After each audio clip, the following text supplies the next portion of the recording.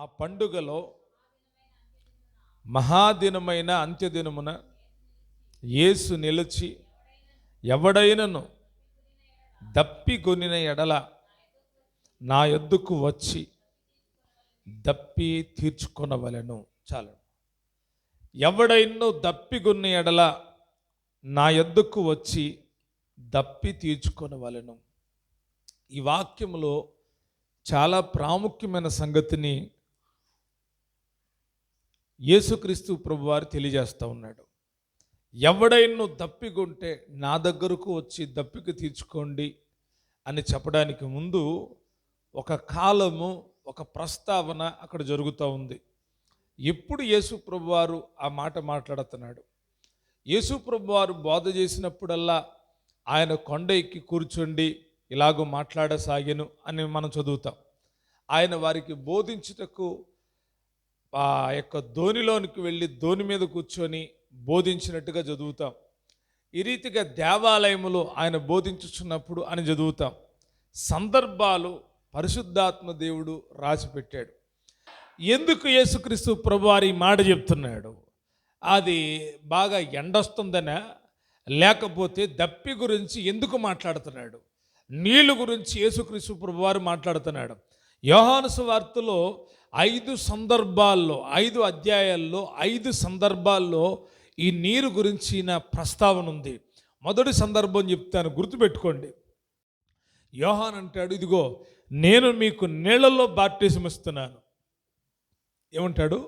నేను మీకు నీళ్ళల్లో బాప్టిజం ఇచ్చుచున్నాను, కానీ నా వెనుక వచ్చేవాడు నాకంటే శక్తిమంతుడు, ఆయన పరిశుద్ధాత్మతోనూ అగ్నితోనూ మీకు బాప్టిజం ఇచ్చును అని చెప్తాడు. ఇది మొదటి సందర్భం.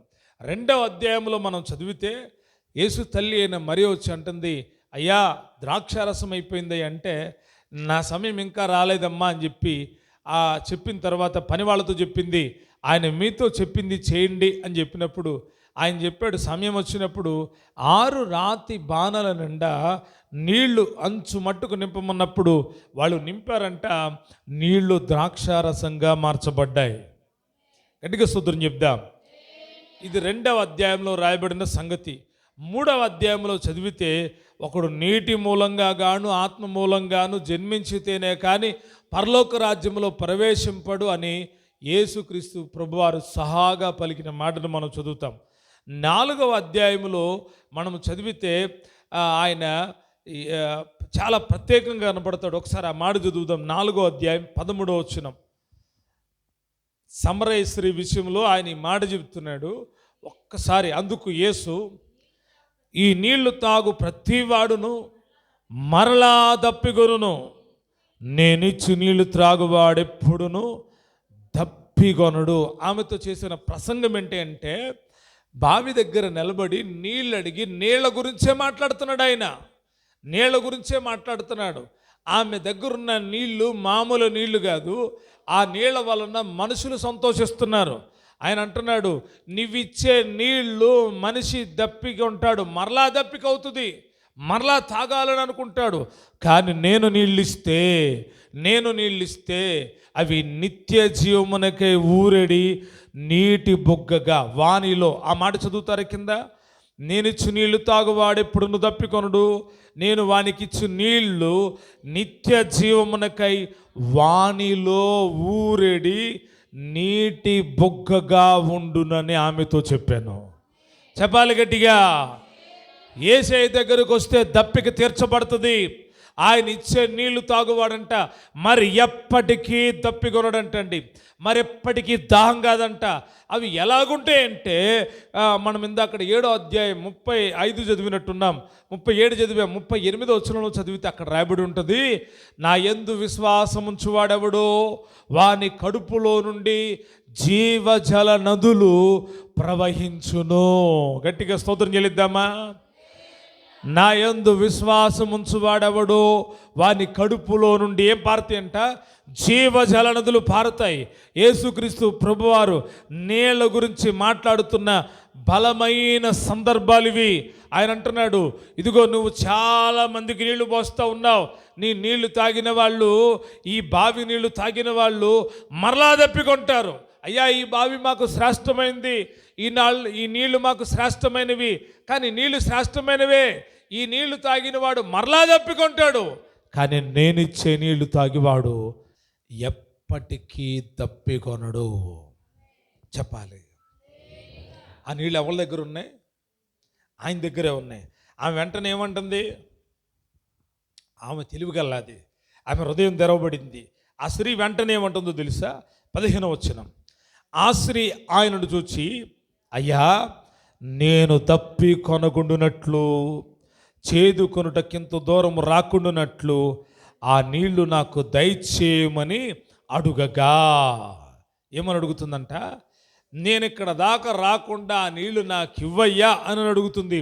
అప్పుడు ఆయన అన్నాడు కదా, ఇదిగో నీవు వెళ్ళి నీ పెనిమిటిని పిలుచుకొని ఇక్కడికి రమ్మని ఆమెతో చెప్పాను. ఆ స్త్రీ అంటుంది, నాకు పెనిమిటి లేడనగా యేసు ఆమెతో, నాకు పెనిమిటి లేడని నీవు చెప్పిన మాట సరియే, నీకు 5 పెనిమిట్లుండ్రి, ఇప్పుడున్నవాడు నీ పెనిమిటి కాడు, సత్యమే చెప్పితివనెను. అప్పుడు ఆ స్త్రీ, అయ్యా నీవు ప్రవక్తవని గ్రహించుచున్నాను. ఆమె ఏం చేసిందో తెలుసా? ఎప్పుడైతే ఆయనతో మాట్లాడడం మొదలుపెట్టిందో జీవితం మారిపోయింది, బ్రతుకు మార్చేసుకుంది, తీర్మానాన్ని మార్చేసుకుంది. ఊరిలోకి వెళ్ళి సాక్ష్యం ఇస్తూ ఉంటే ఊరి వారందరూ యేసయ్య దగ్గరకు వచ్చారు. చెప్పాలి గట్టిగా. ఆయన ఇచ్చే నీళ్లు తాగేవాడు ఎప్పటికీ దప్పికొనడు. 5వ అధ్యాయములో నీటిని గురించిన మరొక సందర్భం ఏంటంటే, 5వ అధ్యాయములో బెతస్దా అనే కోనేరు ఉందంట. ఏ కోనేరు? బెతస్దా అనే కోనేరు ఉంది. ఆ కోనేటిలో నీళ్లున్నాయి. ఆ నీళ్లుని దేవదూత ఆయా సమయాల్లో వచ్చి కదిలిస్తూ ఉంది. ఆ నీళ్లు కదిలిచ్చినప్పుడల్లా ఎట్టి వ్యాధిగ్రస్తుడైన ఆ నీళ్ళల్లోకి దిగినప్పుడు వాడేమవుతున్నాడు? బాగుపడుతున్నాడు. ఏమవుతున్నాడు? స్వస్థపరచబడుతున్నాడు. ఆ నీళ్లు అద్భుతం చేసే వాటర్గా కనబడుతున్నాయి. ఆ నీళ్లు మెరకలు చేసే వాటర్గా కనబడుతున్నాయి. ఆ బెతస్దా కోనేట్లో ఉన్న నీళ్లు ఎటువంటి జబ్బు కలిగిన వ్యక్తినైనా బాగు చేసే నీళ్లుగా కనబడుతున్నాయి. అయితే అక్కడ ఒక్కడు 38 సంవత్సరాల నుంచి అక్కడే ఉన్నాడంట. అద్భుతాలను చూస్తున్నాడు, ఎంతోమంది బాగుపడడం చూస్తున్నాడు, ఎంతోమంది స్వస్థపడడం చూస్తున్నాడు, ఎంతోమంది ఆ జబ్బుతో వచ్చి సంతోషంతో, ఏడుపుతో వచ్చి సంతోషంతో వెళ్ళిపోవడం చూశారు, జబ్బుతో వచ్చి బాగుపడి వెళ్ళటం చూస్తూ ఉన్నాడు. కానీ వీడు మాత్రమేమవట్లా, బాగుపడట్లా. అప్పుడు యేసయ్య అన్నాడు, ఇదిగో స్వస్థత పడగోరుచున్నావా అని వాడి దగ్గరకు వచ్చి వాడిని అడుగుతున్నాడు, స్వస్థత పడగోరుచున్నావా? వాడు పడి ఉన్నాడు చూసి అన్నాడు, స్వస్థత పడగోరుచున్నా. ఆడన్నాడు, అయ్యా నీళ్లు కదిలించినప్పటి నుండి నన్ను కోనేట్లో దించుటకు నాకు ఎవ్వడు సాయం చేయట్లేదు, అందుకే నేను ఇక్కడే ఉన్నానన్నాడు. యేసుప్రభువు అన్నాడు, నీవు లేచి నీ పరుపెత్తుకొని నడువు. గట్టిగా స్తోత్రం చెల్లిద్దా. నీవు కోనేట్లో దిగాల్సిన అవసరం లేదు, నీవు నీళ్ళలో దిగాల్సిన అవసరం లేదు. నీవు నా యందు నమ్మిక ఉంచు, నీవు లేచి నీ పరిపెత్తుకొని వెళ్ళు అని అనగానే వాడిలో పనిచేసిన విశ్వాసం నీళ్ళల్లో దిగేదాకా వెళ్ళల, వాడిలో నుండి జీవజల నదులు ప్రవహించడం మొదలుపెట్టినాయి. చెప్పాలి గట్టిగా. దప్పికొన్నవాడా నా దగ్గరకు రా, దాహము తీర్చబడుతుంది. ఆయన ఇచ్చే నీళ్లు ఎలాగంటే నిత్య జీవమునకై నీలో నాలో ఊరెడి నీటి బొగ్గలు. స్తోత్రం చెప్దాం గట్టిగా. ఇప్పుడు ఎండాకాలం వచ్చింది. ఎండాకాలంలో చెరువులు ఎండిపోతూ ఉంటాయి, కొన్ని బోర్లలో నీళ్ళు తక్కువైపోతూ ఉంటాయి, కొన్ని చోట్ల నీళ్ళు ఇంకిపోతూ ఉంటాయి. నీటి కోసం జంతువులే కానీ, నీళ్ళ కోసం మనుషులే కానీ చాలా చాలా ఆలోచనలు కలిగి ఉంటారు, చాలా చాలా తాపత్రయపడతారు. మంచినీళ్ళ కోసం ఎతుకుతూ ఉంటారు. ఎందుకు? నీళ్లు ఇంకిపోతూ ఉంటాయి, నీళ్లు తగ్గిపోతూ ఉంటాయి. అయితే భూమి మీద ఉన్న బోరులో నీళ్లు, లేకపోతే బావిల్లో నీళ్లు, కొండల్లో నీళ్లు, ఓటల నీళ్లు తగ్గిపోతాయేమో కానీ ఆ దేవుడు నీలో, నీ మీద, నీ కొరకు నీతో ఉంచిన ఆ పరిశుద్ధాత్మ ప్రవాహం ఆగిపోదు. చెప్పండి గట్టిగా. ఈ నీళ్లు దేవుని యొక్క వాక్యానికి సాదృశ్యంగా ఉన్నాయి, ఈ నీళ్లు పరిశుద్ధాత్మకు సాదృశ్యంగా ఉన్నాయి. విశ్వసించుచున్న నీ కడుపులో నుండి, అనగా నీ హృదయములో నుండి ప్రవహించే ఓటలుగా పరిశుద్ధాత్మ దేవుడు పనిచేయునుగాక. ఎందుకు ఊరెడి నీటి బుగ్గ అంటే అర్థం ఏంటంటే, బావిలో ఎక్కువగా ఓట్లే ఉంటాయి. బావి తవ్వుకున్న వాళ్ళకి తెలుసు, బావిలో నీళ్లు తోడుతూ ఉంటే నీళ్ళు ఏమవుతూ ఉంటాయి, వస్తూ ఉంటాయి ఊరెడి బొగ్గ. కొన్ని బావులు ఉంటాయి తోడి తోడి ఏమైపోతాయి, ఎండిపోతాయి. కొన్ని బావుల్లో తోడుతూ ఉంటే వస్తూ ఉంటాయి. ఎండాకాలంలో కూడా ఈ బావి ఉంటుందండి. ఈ బావిలో నీళ్లు ఎప్పుడు వస్తూనే ఉంటాయి. ఈ బావి దగ్గర ఏమన్నా చెరువు ఉందా, లేకపోతే ఈ బావి చుట్టూ ఏమన్నా ఉన్నాయంటే లేవు. అవి దేవుడిచ్చిన సృష్టి. కొన్ని బావులు ఎప్పుడు వస్తూనే ఉంటాయి, కొన్ని బావులు ఎండిపోతాయి. అయితే పరిశుద్ధాత్ముడు అనేటువంటి నీళ్లు ఎప్పుడు నీ హృదయంలో ఉబుగుచున్న ఓటలాగా ఉండాలి. చెప్పాలి గట్టిగా. యెషయా గ్రంథములో అంటాడు, దప్పిగొన్న వాళ్ళారా నా యొద్దకు రండి అని చెప్పిన ప్రవచనాన్ని ఎత్తి దప్పికతో ఉన్న ప్రజల ఎదుట యేసుక్రీస్తు ప్రభువారు ఆ పండగలో నిలవబడి వాళ్ళందరి ఎదుట చెప్తున్నాడు, నీళ్ల యొద్దకు రండి అంటే నా యొద్దకు రండి, నేను మీ దప్పిక తీరుస్తాను. చెప్పాలి గట్టిగా. ఇజ్రాయెల్ ప్రజల కోసం ఆ రోజు ఒక బండ చీల్చబడింది. పౌలు గారు ఆ మాట అంటాడు. ఒకసారి ఆ వచనం కూడా చదువుదాం. కొరింథీయులకు రాసిన మొదటి పత్రిక 10వ అధ్యాయం 4వ వచనం. అందరూ ఆత్మ సంబంధమైన ఒకే పానము చేసిరి, ఏలయనగా తమ్మును వెంబడించిన ఆత్మ సంబంధమైన బండలోనిది త్రాగిరి, ఆ బండ క్రీస్తే. గట్టిగా స్తోత్రం చెల్లిద్దాం. లక్షలాది మంది ప్రజలు సొమ్మశీలిన సమయంలో, నీళ్లు లేక అల్లాడుతున్న సమయంలో హోరేబులో ఒక బండ చేల్చబడింది వారి కొరకు. ఆ నీళ్లు పారతానే ఉన్నాయంట. లక్షలాది మంది యొక్క హృదయాలు తెప్పరలు చేసింది. అంటాడు కదా పౌలు భక్తుడు, అంటాడు ఆ బండ క్రీస్తే. గట్టిగా స్తోత్రం చెల్లిద్దాం. యేసుక్రీస్తు ప్రభువారు అన్నాడు, నీళ్ల యొద్దకు రండి, నేను ఇచ్చేటువంటి నీళ్లు నిత్య జీవమునకే ఊరెడి నీటి బుగ్గలు. దేనికంట? నిత్య జీవమునకే ఊరెడి నీటి బుగ్గలు. నిజమే, యేసుక్రీస్తు ప్రభువారి దగ్గరకు రమ్మని ఎన్నోసార్లు పిలుస్తూ ఉండగా చాలామంది రాలేకపోతున్నారు. యేసుక్రీస్తు ప్రభువారి దగ్గరికి వస్తే ప్రాణములు తెప్పరిల్లుతాయి. యేసుక్రీస్తు ప్రభువారి దగ్గరికి వస్తే దుఃఖము తొలగిపోతుంది. యేసుక్రీస్తు ప్రభువారి దగ్గరికి వస్తే రోగము పోతుంది. యేసుక్రీస్తు ప్రభువారి దగ్గరికి వస్తే దయ్యపు శక్తుల నుంచి విడుదల కలుగుతుంది. యేసుక్రీస్తు ప్రభువారి దగ్గరికి వస్తే మనశ్శాంతి కలుగుతుంది. యేసుక్రీస్తు ప్రభువారి దగ్గరికి వస్తే నెమ్మది కలుగుతుంది. ఆయన అన్నాడు, దప్పిగొన్న వాళ్ళారా రండి, నా యొద్దకు రండి. ఎవ్వరూ చేయలేని కార్యాలు యేసు ప్రభువారు మాత్రమే చేయగలడు. చెప్పాలి గట్టిగా. ఎవ్వరూ చేయని కార్యాలు యేసు ప్రభువారు మాత్రమే చేయగలడు. ఆయన పిలుస్తూ ఉన్నాడు, ప్రయాసపడి భారం వస్తున్న సమస్త జనులారా నా యొద్దకు రండి, నేను మీకు విశ్రాంతినిస్తాను. దప్పిగొన్న వారులారా రండి, నేను మీ దాహాన్ని తీరుస్తాను. ఆకలి గొన్న వారులారా రండి, నేను మీకు ఆహారం ఇస్తాను అని ఆయన పిలుస్తూ ఉన్నాడు. ఆ పండుగ దినములో ఆయన ఆ చివరి దినమైనటువంటి ఆ దినాన, అంత్య దినమున ఆయన వాళ్ళందరికీ ప్రకటన చేస్తున్నాడు, ఈ అంత్య దినాన మీ దప్పిక తీర్చబడుతుంది. గట్టిగా స్తోత్రం చెల్లిద్దాం. ఈ చివరి దినాన మీ దప్పిక తీర్చబడుతుంది, మీ దప్పిక తీరుతుంది. ఈ అంత్య దినాన దప్పిక తీర్చబడుతుందని యేసుక్రీస్తు ప్రభువారు పిలుస్తూ ఉన్నాడు. ఈరోజు కూడా ఈ యొక్క దినాన మనకు చెప్తూ ఉన్నాడు, విశ్వసించుచున్న వాని కడుపులో నుండి ఏం భారతి అంట? జీవజల నదులు, అవి నిత్య జీవమునకే ఊరడి నీటి బుగ్గ. వానిలో నుండి ఎవరైతే నా యందు విశ్వాసం ఉంచుతారో వానిలో నుండి నిత్య జీవమునకే ఊరడి నీటి బుగ్గ.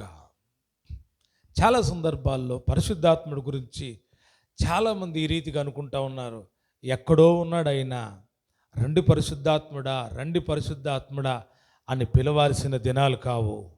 ఆయన నీతో నీలో ఉండే దేవుడు. ఆయన నీతోనే ఉన్నాడు. ఎక్కడున్నాడు?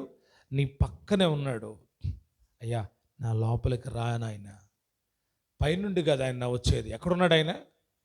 ఇక్కడే ఉన్నాడా, అక్కడ ఉన్నాడా? చెప్పండి. సమీపంగా ఉన్నాడా, దూరంగా ఉన్నాడా? దూరంగా ఉంటే ఆకాశం తట్టు కనులెత్తు, పక్కనే ఉంటే వెంటనే హృదయం కళ్ళు మూసుకొని పరిశుద్ధాత్మ దేవుడా నాలోకి రండి నాయన, నా హృదయంలో నిలిచి ఉండు నాయన అంటే ఆయన వచ్చి నీ హృదయంలో నిలిచి ఉంటాడు. ఆయన నిలిచి ఉన్నాడంటే నీ లోపల నుండి నీ ఆత్మను కాపాడే, నీ ఆత్మను ఉజ్జింపజేసే, నీ ఆత్మను సంతోషపరిచే ఓటలు నీలో నుండి ప్రారంభమవుతాయి. చెప్పాలి గట్టిగా. ఓటలు ఉబికితే కొత్త పాటలు వస్తాయి. ఓటలు ఉబికితే కొత్త ఆనందం వస్తుంది. ఓటలు ఉబికితే కొత్త ప్రార్థన వస్తుంది. ఓటలు ఉబికితే కొత్త అనుభవం వస్తుంది. కొత్త అనుభవం కలుగుతుంది. అవి పరిశుద్ధాత్మ దేవుడు హృదయములో కలిగించే ఓట్లవి. మరి నీలో కలుగుతున్నాయా? నీ హృదయం ఎండిపోతుందేమో. నీరు లేని భూమి ఎండిపోయినట్లుగా నీ హృదయం ఎండిపోతుందేమో. నీ కడుపు ఎండిపోతుందేమో. ఇవన్నీ ఆత్మ సంబంధంగా చెప్పబడిన మాటలు, బాహ్య సంబంధమైన దాహం కాదు. ఇప్పుడు ఎండ ఉంది. నిన్న విజయవాడ వెళ్ళి వస్తే నీళ్లు తాగాలనిపిస్తుంది. ఓపిక పడతా ఉన్నా. ఇంటికి వచ్చి ఒక లోట నీళ్ళు తాగితే దాహం తీరలా. ఇంకా తాగాలనిపిస్తుంది. అంటే తాపానికి తట్టుకోలేక నా శరీరము నీళ్ళను అడుగుతుంటే ఆత్మ సంబంధంగా నీ ఆత్మ ఉజ్జింపబడడానికి నీ ఆత్మ ఎన్నోసార్లు దప్పికతో అల్లాడిపోయి ఉంటుంది. కానీ నీవు ఆత్మదాహాన్ని తీర్చలేకపోతున్నావు. పరిశుద్ధాత్మ దేవుణ్ణి ఆహ్వానించలేకపోతున్నావు. వాళ్ళకి ఎందుకు ఆ మాట చెప్తున్నాడంటే, వీరు ధర్మశాస్త్ర సంబంధంగా ఆ పండుగలను జరుపుతూ ఉంటే, ఆ పండగ కంటే ఇదిగో నేను ప్రాముఖ్యమైన వాడిని, ఆ పండగల కంటే నేను ముఖ్యుణ్ణి, ఆ పండగల్లో కనిపించేది నేనే, నా దగ్గరకు రండి. మీరు శారీరక సంబంధమైన బండలో నీళ్లు తాగి కాదు, నా నీళ్లు తాగిన వాడు ఎప్పుడు దప్పికొనడని యేసే చెప్తున్నాడు. చెప్పాలి గట్టిగా. నిజమే. ఆయన దగ్గరికి ఎవళ్ళైతే ఆయన దగ్గరికి నమ్మి వస్తారో ఆయన వారికి జ్ఞానం ఇస్తాడు, ఆయన వారికి తెలివినిస్తాడు, ఆయన వారికి బుద్ధినిస్తాడు, ఆయన వారికి వివేకాన్ని ఇస్తాడు. ఎందుకంటే వాని హృదయములో నుండి అవి ఏమవుతాయి అంట? ప్రవహిస్తాయి. జీవజల నదులు ప్రవహించినంటే అర్థం ఏంటి చెప్పండి. ఇప్పుడు కృష్ణానది బయలుదేరిన దగ్గరికి వెళ్తే పెద్దగా ఉండదంట, అక్కడ చాలా చిన్నగా ఉంటుందంట. అక్కడి నుంచి నీళ్ళు ఏమవుతున్నాయి? ఒక ప్రవాహం ఎక్కడ దాకా వస్తున్నాయి? వెళ్ళిపోయి నాగాలంకలో కలుస్తున్నాయి.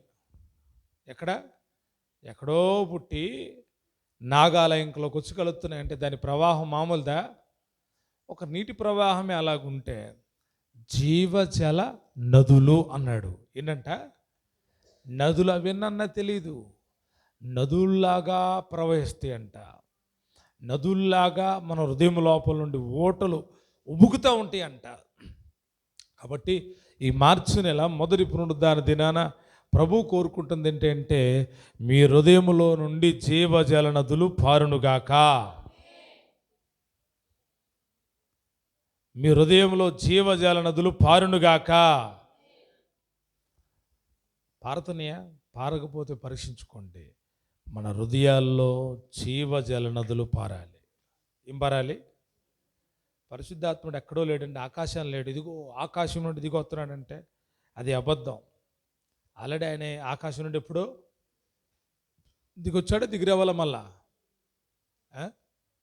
దిగు కాదు, రమ్మునైన పరిశుద్ధాత్ముడా నాలోకి రా.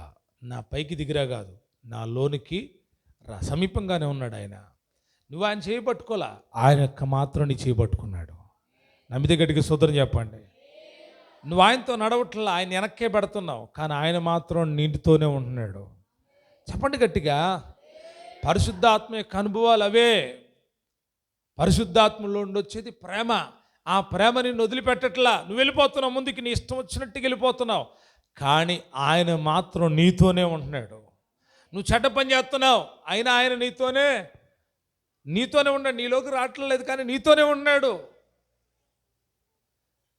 నువ్వు భయంతో వెళ్తున్నావు, కానీ ఆయన నీతోనే ఉన్నాడు. నువ్వు దిగులుతో ఉన్నావు, ఆయన నీతోనే ఉన్నాడు. నువ్వు క్షీణించిపోతున్నావు, ఆయన నీతోనే ఉన్నాడు.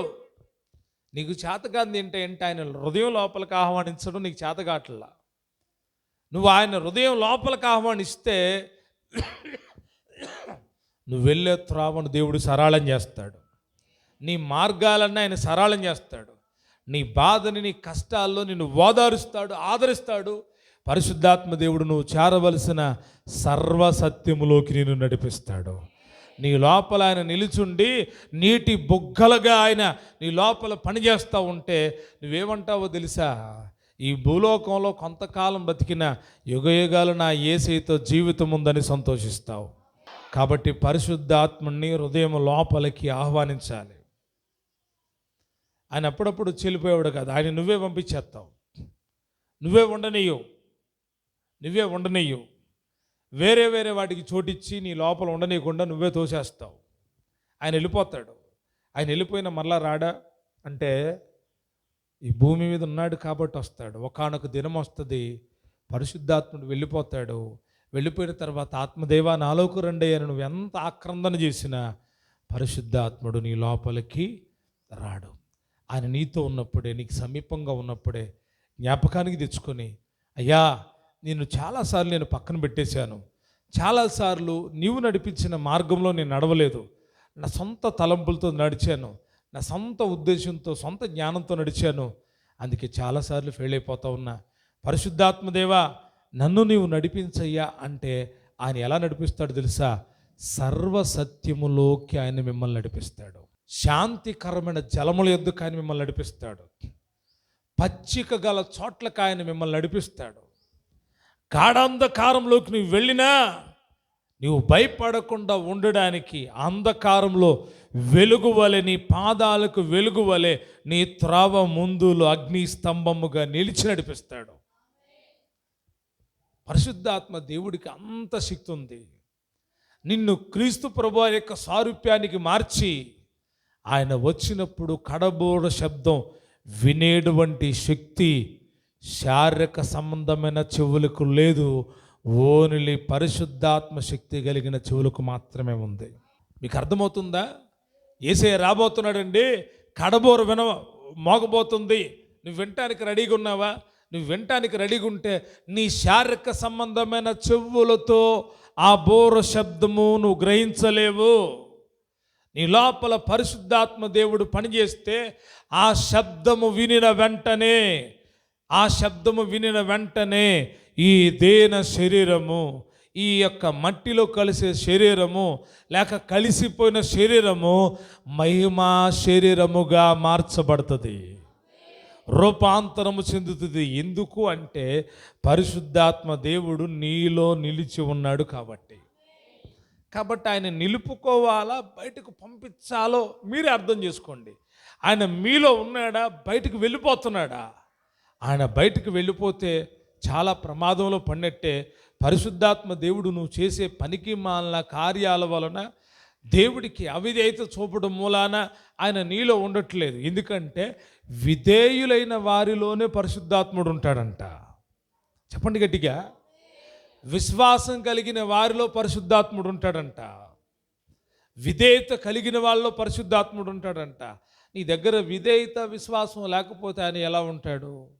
జీవితాన్ని సరిచేసుకొని విధేయత విశ్వాసము కలిగి పరిశుద్ధాత్మ శక్తితో నింపబడి ముందుకు కొనసాగుదురుగాక.